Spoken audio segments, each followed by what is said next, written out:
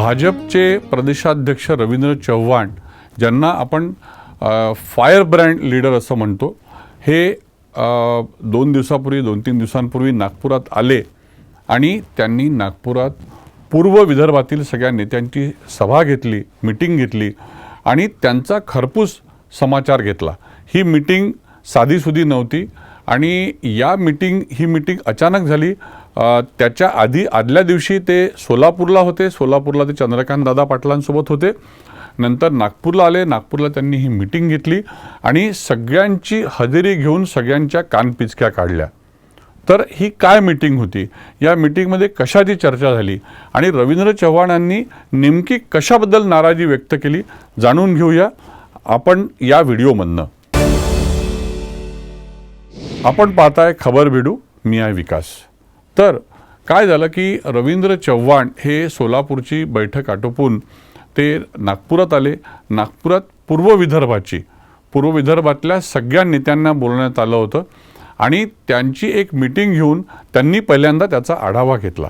त्यातले महत्त्वाचे मुद्दे असे होते की भाजपचं सोशल मीडियावर किंवा एकूण प्रमोशन जे आहे हे अत्यंत कमी होत आहे आणि या प्रमोशन कशा पद्धतीने करता येईल, कारण मुळात सोशल मीडियाचे प्रणेतेच भाजप असताना देखील आपण सोशल मीडियावर आपला वापर का नाही, किंवा आपलं सरकार ज्या पद्धतीने कार्य करत आहे त्या कार्याचा आपण प्रचार का योग्य पद्धतीने करत नाही, याबद्दल त्यांनी प्रश्नांचा भडीमार केला आणि त्याला उत्तर देण्यामध्ये नेते आणि कार्यकर्ते हे असमर्थ ठरले। त्याच्यामुळे चव्हाणांनी सांगितलं की हे असं घडणार नाही, याची पूर्ण तुम्ही जी क्षमता आहे, याचा पूर्ण विचार हा जो आहे हा सगळ्या नेत्यांनी केला पाहिजे, त्यांनी कार्यकर्त्यांना कामाला लावलं पाहिजे। दुसरा मुद्दा त्यांनी या ठिकाणी केला तो म्हणजे SIRचा जर आपण पाहिलं असेल तर नागपुरात केवळ 62% लोकांचेच हे सापडलेले आहे, ज्याला काय म्हणतात त्यांचं नाव आणि सगळं त्यांचं SIR झालेलं आहे, पण इतर ज्या लोकांचं झालेलं नाही। जवळपास ही संख्या जी आहे ही 10 ते 11 लाखाच्या घरात जाते।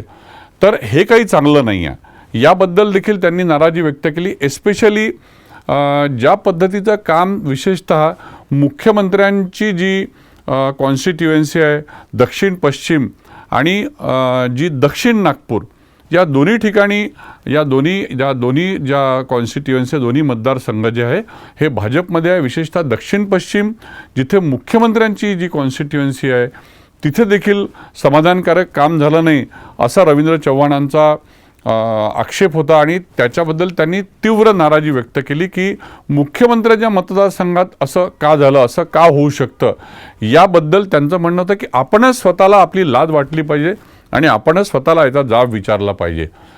तिसरा मुद्दा म्हणजे जो होता तो होता पदवीधर मतदारसंघाचा।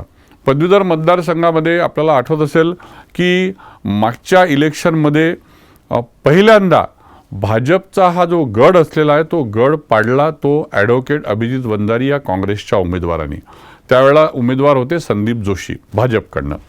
त्यावेळेला अर्थातच भाजपनी फार उशिरा उमेदवारी जाहीर केली, त्या तुलनेमध्ये 8 महिने आधीच अभिजित वंजारींची उमेदवारी जाहीर झाली होती आणि अभिजित वंजारींना जो विद्यापीठाच्या सिनेटच्या निवडणुकीचा जो अनुभव होता, ज्याच्यामध्ये ज्या पद्धतीने व्होटिंग होतं त्या व्होटिंगचं जे आहे त्याच्यामध्ये जे आपण ज्या पद्धतीने आपण हे निवडतो उमेदवार, त्याची एक विशिष्ट कार्यपद्धती असते, तर त्या कार्यपद्धतीचा अभ्यास अभिजित वंजारींचा चांगला होता आणि पण संदीप जोशींचं नाव जे आहे हे उशिरा आलं, म्हणजे अगदी ज्या दिवशी अर्ज भरायचा होता।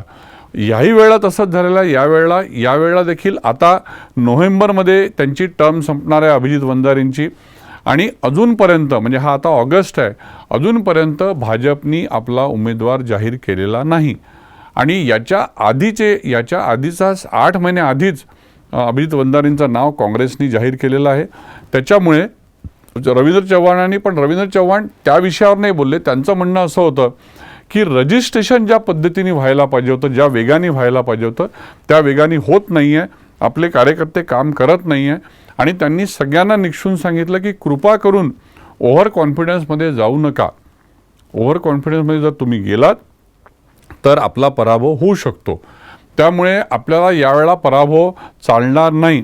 आपल्याला प्रत्येक मतदारसंघ हा पिंजून काढायचा आहे आणि प्रत्येक मतदारसंघामध्ये आपलं जर आपण निवडून आलो नाही तर ती भाजपची नाचक्की आहे. एक एक पराभव हा भाजपला पचवता येणं योग्य नाही. याचं कारण आज भाजप मोठा भाऊ मानला जातो महाराष्ट्रामध्ये. 132 जागांसहित सर्वात मोठा पक्ष म्हणून भाजप नावारूपाला आलेला आहे आणि अशा याच्यात भाजप जर एखादी सीट गमवेल तर ते आपल्याला परवडणारं नाही. त्याच्यामुळे तुम्ही ताबडतोब कामाला लागा असा त्यांनी सज्जड दम भरला आणि त्यांची संपूर्ण मीटिंग त्यांनी जी घेतली ती मीटिंग त्यांनी अत्यंत त्वेषाने आणि ॲग्रेसिव्हली आणि त्यांनी सगळ्यांना सांगितलं की मला भाजपचा प्रत्येक कार्यकर्ता हा ॲग्रेसिव्हली रस्त्यावर येऊन आणि जिथे जिथे त्याला जशी जशी गरज असेल त्या पद्धतीने काम करताना दिसला नाही तर मला कडक ॲक्शन घ्यावी लागेल. तर मित्रांनो, आपल्याला हा व्हिडिओ कसा वाटला? आपण हा व्हिडिओ सबस्क्राईब करा, कमेंट करा, लाईक करा आणि शेअर करा. धन्यवाद.